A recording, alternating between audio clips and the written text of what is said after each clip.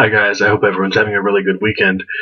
What I've been planning on telling everyone for a couple of weeks now or mentioning it, is that a few weeks ago I actually bought about 20 different samples from myfragrancesamples.com or fragrancesamples.com. And because I don't live really close to a store where I can sort of go sniff around at Neiman's or Dillard's or a Chanel boutique or anything like that, or even really many places where you can buy designer stuff. That's about an hour down the highway. So instead of doing that, what I did was I just ordered some offline, some that I thought that I might enjoy, and I'm going to end up reviewing all of them and going into all of them and doing a full review, not just a first impressions. And this one is going to be the first one. You can see, I don't know if you can really get a good idea there, but I'll take these out.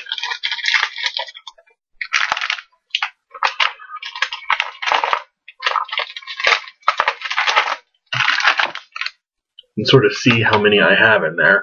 I've labeled them with, like, super glue and tape. Really sort of ghetto way, but whatever. So there's about 20 there. And the first one I'm going to start out with is this one. Don't think I've really seen it mentioned a lot on here on the scent community, but that's my handwriting, just to sort of let you know. It's Versace L'Homme.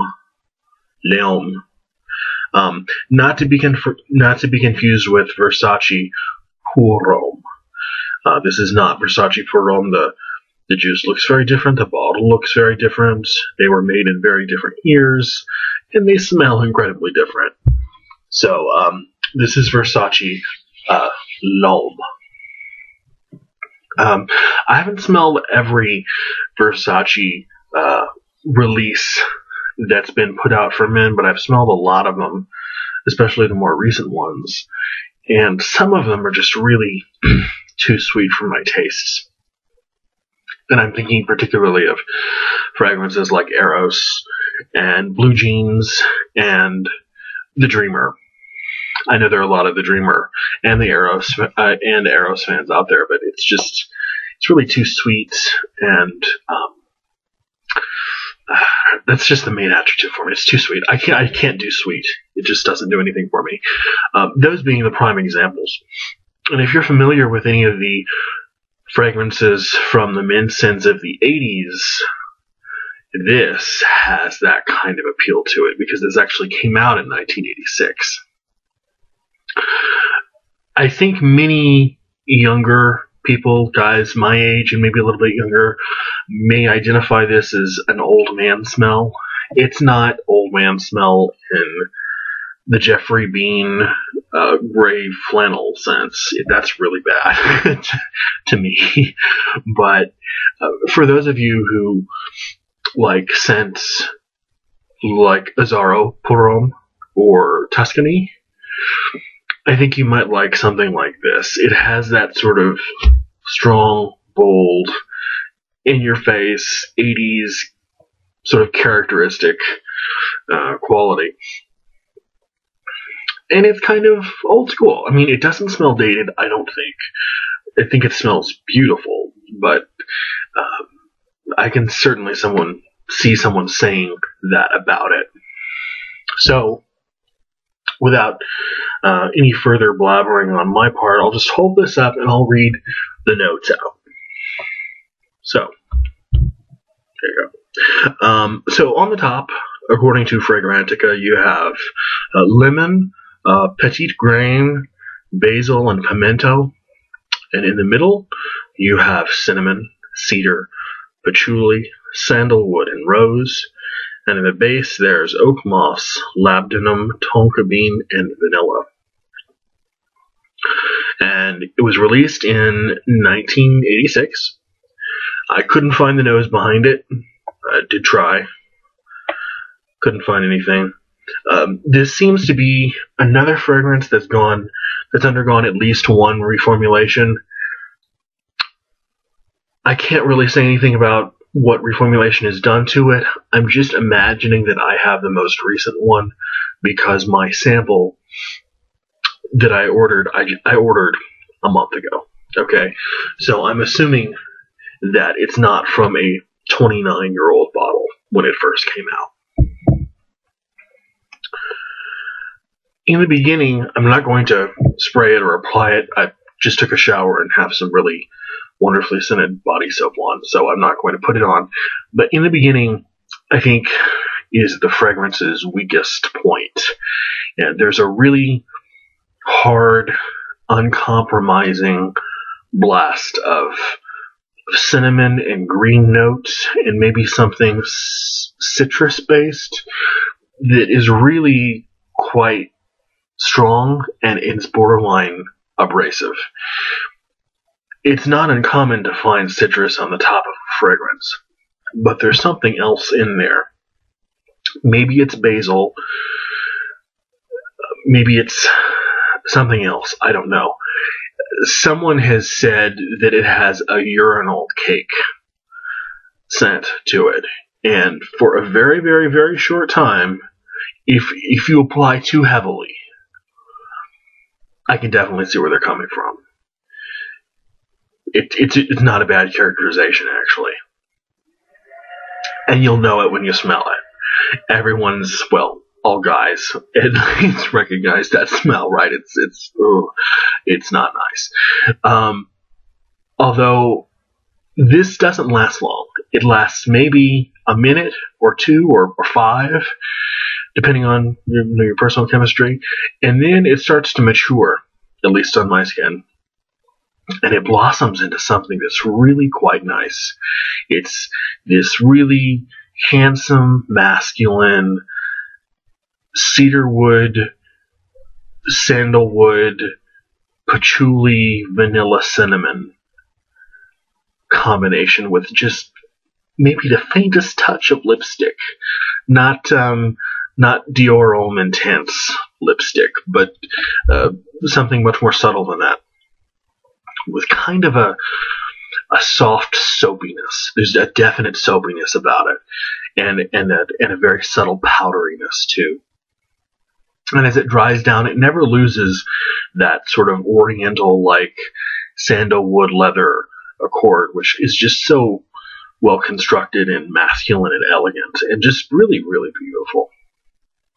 I had a coworker at work smell it, and she loves it. And I told her that if she loves it so much, she should buy a bottle, but she thinks it's too masculine smelling. But one of the main adjectives that she used to describe it was soapy.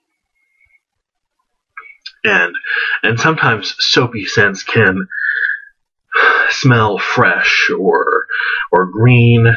This is definitely a woody, kind of soft, ever so slightly powdery, but still masculine fragrance.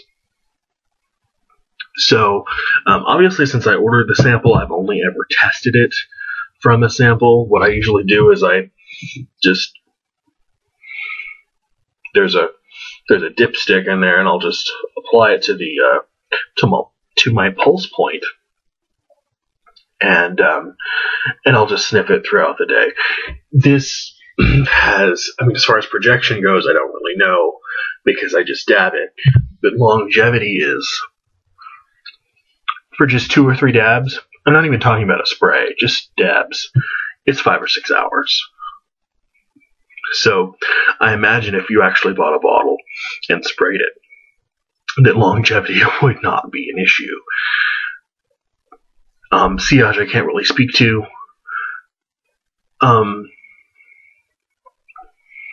Again, my perfume samples, just a wonderful place to go and sort of smell around. They don't have, well, they do have some niche things, but I didn't really get any this time.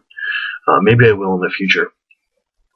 You can get, their sort of starting price is $1.99 for most all designer fragrances, and sometimes if you're getting niche, it's something like $3.99, $4.99, $5.99 for a milliliter. Price, as far as Versace L'Homme goes, is as of today, you can get a 100 milliliter bottle for about $30 on FragranceNet. And I would consider this absolutely bottle worthy, especially if you're looking for something for fall or for winter that has staying power, that's classically masculine, and that's going to perform well. And it's sad that it doesn't get more discussion in the community, but it's really some beautiful stuff. I'm not sure I'd say it's a masterpiece, but if you get a chance to smell it, definitely do. And like I said, I did get this vial from myperfumesamples.com. Got this was $1.99 for the vial. And just to tell you a little bit about the house, there are probably 300 or 400 different kinds of fragrances that they offer. They offer the 1 mil. They also offer 3 mil and 5 mil decants for you to smell. So again, these will be coming to you periodically over the next several months, I'm sure. But there's also one other thing I wanted to tell you about. I know that at least one other reviewer has mentioned this, and I wanted to talk about it too. I'll wait until the next video to actually review something, and I'm going to post a video for each individual scent. I have become a member of Scent. It's a company started up last year, $15 a month. They send you 3 little niche samples. I think it's between 2 and 3 mils of each one. So here's how this goes. The presentation is sort of cute. It's in here there are 3 little cards that tell you about what they sent you, and you can tell that first card is about Panda from Zoologist, which is the one that I sprayed on myself earlier today. So it comes in this little pouch thing, and so in my first month's little box, I got 3, which you get 3 every month for $15. So I got this Blood, Sweat, Tears by Atelier de Geste. I got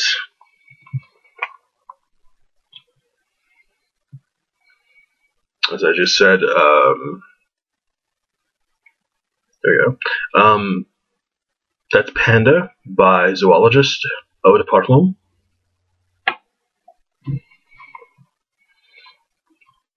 And I got, I don't know if it says the maker on there, but it says The Cobra and the Canary. That's the name of the scent. It's by Imaginary Authors, I believe. And they also sent you, maybe this is just something they do on the first month, but it's something that's they don't tell you the name of it. It's just it has this very cheesy sticker on the side of it called, see if you can see it, Essentiality. So apparently they don't want to. I searched Essentiality, and it's not the name of a fragrance. It's not the name of a house. So apparently they don't want to tell you what this is. They basically use it as a promo to let you know what a friend thinks of the fragrance, or what to share it with a friend and to sort of get them hooked on it too. But anyway, I sprayed Well, there goes the sensuality. I sprayed Panda on myself earlier today, and I'll be posting a review of it soon. Not a fragrance for me, but it's one of the first niche fragrances I've ever smelled. And I certainly know now what people mean when they say that they smell different than designer ones. And I haven't, since I just have between 2 and 3 mils for each one, I have not sprayed the others. I'm going to save them until I'm ready to sort of sit down and smell how they progress and everything. But do look forward to those reviews as well. I hope you enjoyed the review of Versace L'Homme, not Perhomme, and I'll talk to you guys later.